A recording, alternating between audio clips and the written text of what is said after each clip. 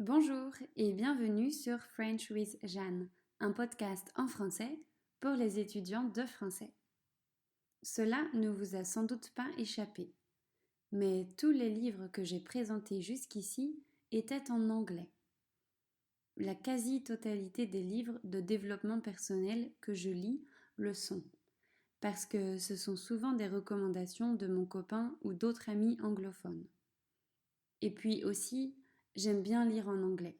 C'est bon pour ma pratique de la langue. Cependant, pour clôturer cette série sur les livres qui m'inspirent, j'ai choisi un livre en français.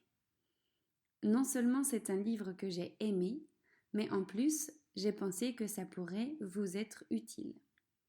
C'est parfois difficile de trouver des ressources qui correspondent à nos intérêts dans une langue étrangère. Celui dont je veux vous parler a un titre assez long.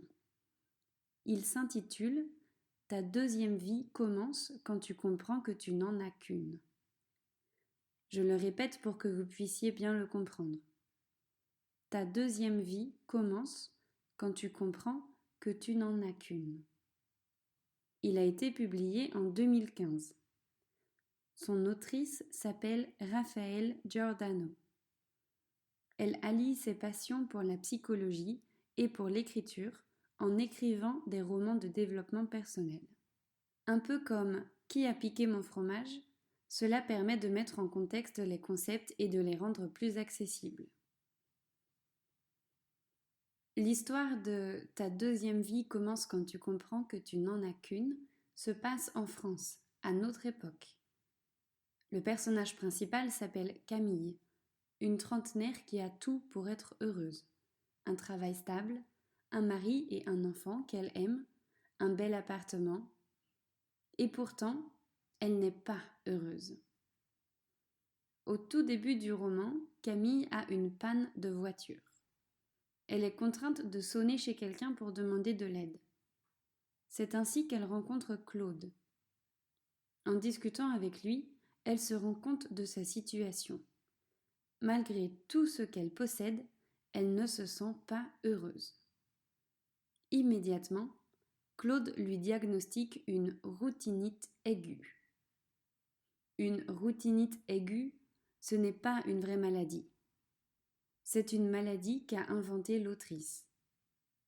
Routinite vient de routine. Dans le livre, elle définit cela comme une affection de l'âme. C'est le fait d'avoir, je cite, la désagréable impression d'avoir tout pour être heureux, mais pas la clé pour en profiter. Pour simplifier, c'est quand une personne est dans une routine mais qu'elle ne se sent pas heureuse. Les symptômes sont une baisse de motivation, une morosité chronique, une perte de repères, une lassitude, une difficulté à être satisfait malgré une opulence de biens matériels. Pour en revenir à l'histoire, Claude explique à Camille qu'il est routinologue. Il soigne les gens atteints de routinite aiguë. Il lui propose alors de l'aider à traiter cette maladie grâce à un accompagnement personnalisé. Ainsi, tout au long du livre, Claude donne des missions à Camille. Ce sont des exercices pratiques qui lui permettent de changer de perspective sur sa vie. Par exemple, il y a des exercices de méditation et de respiration, et d'autres pour améliorer ses rapports avec les autres. Le livre est écrit à la première personne du singulier. Le lecteur a donc un point de vue interne. L'action est vue par une personne et se limite à ce que ce personnage sait ou comprend. J'ai trouvé ça très sympa, car ça permet de s'identifier facilement à Camille. Comme elle, au début, j'étais assez sceptique par l'idée de routinite. J'étais aussi curieuse d'en découvrir plus.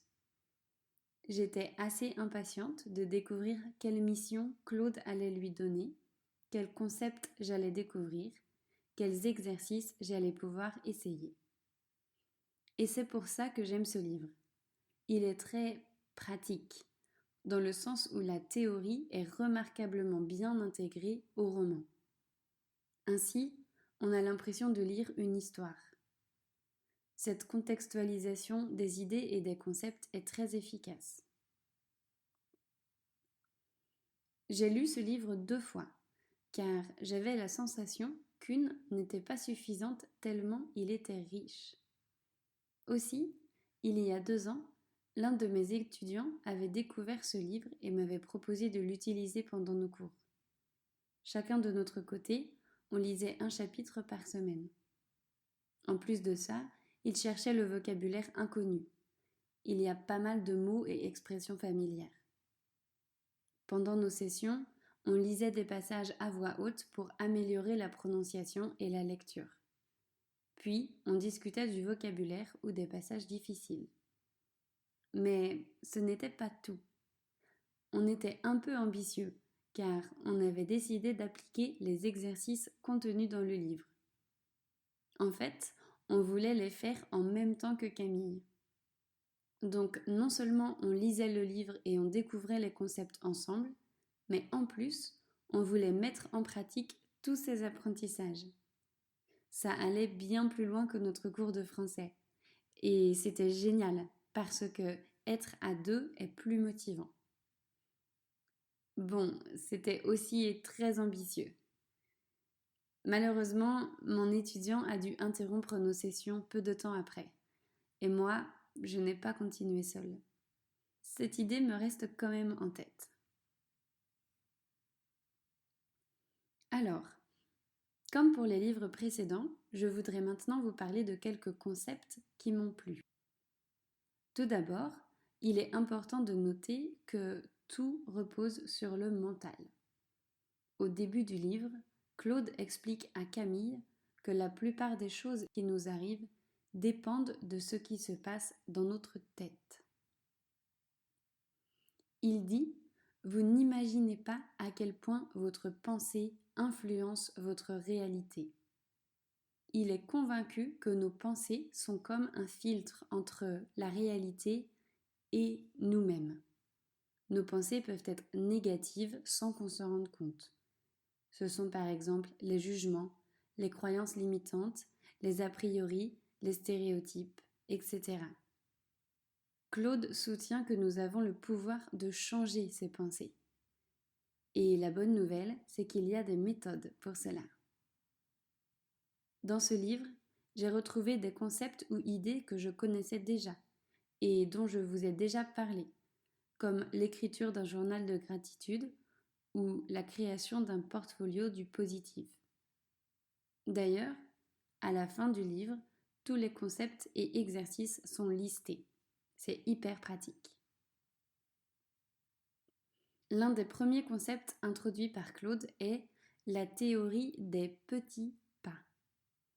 Cette théorie dit qu'il est sage d'envisager le changement comme une succession de petites étapes et petites transformations, plutôt que comme un changement radical.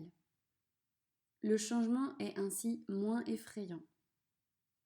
Si le thème du changement vous intéresse, je vous encourage à écouter l'épisode précédent sur le livre « Qui a piqué mon fromage ?». J'ai adoré la première mission que Claude a donnée à Camille. C'est ce qu'il a appelé la mission Grand Blanc. Il s'agit d'un grand ménage à 2 niveaux, un ménage extérieur et un ménage intérieur. Faire un ménage extérieur revient à améliorer son cadre de vie. Cela passe par le tri de ses affaires et surtout le fait de se débarrasser de tous les objets inutiles ou abîmés. Il faut ranger et changer la décoration pour qu'elle corresponde davantage à ce qu'on aime. Il conseille à Camille de procéder pièce par pièce pour ne pas se sentir submergée par le travail. Faire un travail intérieur correspond à nettoyer son mental. Il demande à Camille d'identifier tout ce qui lui paraît toxique et néfaste dans ses relations aux autres, son organisation, son environnement. Pour faire cela, Camille a rédigé une liste de « je ne veux plus ». Elle écrit par exemple « je ne veux plus être trop gentille » et Je ne veux plus attendre passivement que des choses m'arrivent. Cela permet une première remise en question qui peut se révéler très puissante si l'exercice est fait honnêtement. Claude lui fait aussi découvrir la notion de cercle vicieux et de cercle vertueux. Un cercle vicieux commence par des pensées négatives, qui se traduisent par des postures physiques voûtées ou une sensation de mollesse.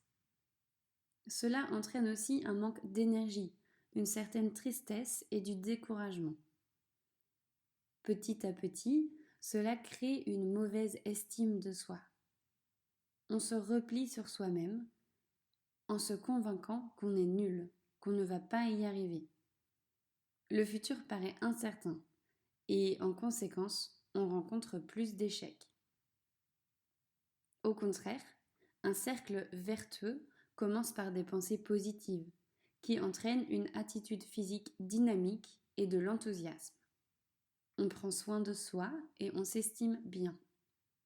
On s'ouvre alors aux autres et aux opportunités. On rencontre plus de réussite. Cela ressemble beaucoup aux prophéties auto-réalisatrices. Quand on se convainc de quelque chose, cette chose a plus de chances d'arriver. Des études ont notamment été faites auprès d'enfants, où 2 groupes ont été traités différemment. Celui où on a motivé les enfants avec des pensées positives comme « vous allez y arriver » a beaucoup mieux réussi que l'autre, qui n'en a pas reçu. Cette recherche était présentée dans le livre Mindset de Carol Dweck, dont j'ai parlé dans l'épisode 1 de cette série. Donc, ne sous-estimez pas le pouvoir de votre mental. Reconnaissez que vous pouvez maîtriser vos pensées.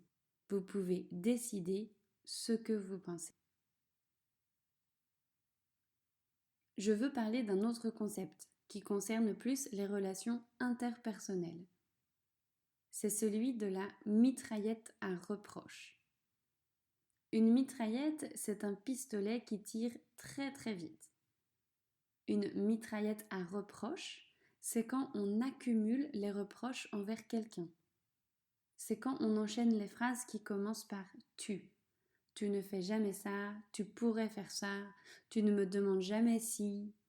C'est un procédé agressif où l'autre est considéré comme coupable. Claude explique qu'il vaut mieux formuler ses ressentis avec « je ». Pour bien les exprimer, il y a une méthode. Faire la fête. Fête est un acronyme qui permet de mieux retenir la méthode. Donc, il faut commencer par le F. Rappelez les faits qui vous ont contrarié. Ensuite, continuez avec le E en exprimant les émotions que vous avez ressenties. Puis, grâce au TE, proposez un terrain d'entente, c'est-à-dire une suggestion de solution gagnante-gagnante. Un exemple concret pour mieux vous expliquer. À la place de dire « tu ne fais jamais la vaisselle, ça m'énerve », on peut dire « je fais très souvent la vaisselle et ça me donne l'impression de devoir me charger des tâches désagréables. On pourrait plutôt la faire chacun notre tour ?» En anglais, on appelle ça « powerless communication ». C'est une manière de communiquer qui n'est pas menaçante. Adam Grant en parle aussi dans son livre Give and Take. C'est un peu difficile au début, mais croyez-moi, ça vaut le coup d'essayer. Ça facilite vraiment la communication. D'ailleurs, Claude présente la notion de triangle dramatique. C'est un principe qui symbolise les 3 rôles que nous pouvons occuper tour à tour dans une relation négative. Celui de la victime, du persécuteur ou du sauveur. Avoir conscience de ces 3 rôles peut permettre d'identifier une relation négative et surtout son rôle dans celle-ci. Changer sa manière de communiquer peut aider à améliorer cette relation et à sortir de ce triangle dramatique. Finalement, la dernière chose dont je voulais vous parler est la méthode SMART. Il s'agit d'un autre acronyme que vous connaissez déjà, peut-être. Cette méthode a pour but la définition de bons objectifs. Elle peut vous être utile, comme on s'apprête à entrer en 2020. C'est le moment de définir vos objectifs. Il faut donc vous assurer que vos objectifs soient spécifiques, c'est-à-dire qu'ils soient clairement cernés. Il faut aussi qu'ils soient mesurables. Cela signifie qu'il doit y avoir un indicateur de succès qui permette de dire si l'objectif est atteint ou non. Vos objectifs doivent aussi être atteignables. Ils doivent être découpés en une série d'objectifs accessibles. De plus, ils doivent être réalistes. Ils doivent être cohérents par rapport à votre profil et à vos compétences pour maintenir votre motivation. Enfin, ils doivent être temporellement définis. Ils doivent inclure une date butoir. Je récapitule. Un objectif SMART est un objectif spécifique, mesurable, atteignable, réaliste et temporellement défini. Allez, je vous donne un exemple perso. En 2020, l'un de mes objectifs va être de tester des nouveautés dans mon activité de prof en ligne. Par tester des nouveautés, je veux dire créer différents formats de produits digitaux. Pour que cet objectif soit mesurable et encore plus spécifique, je décide de tester au moins 2 nouveaux formats. Un cours en ligne sur une plateforme telle que Udemy et une présentation donnée en direct aux étudiants intéressés. Ça me semble réaliste puisque ça colle avec mon envie de toucher un maximum d'étudiants de français pour pouvoir les aider à progresser.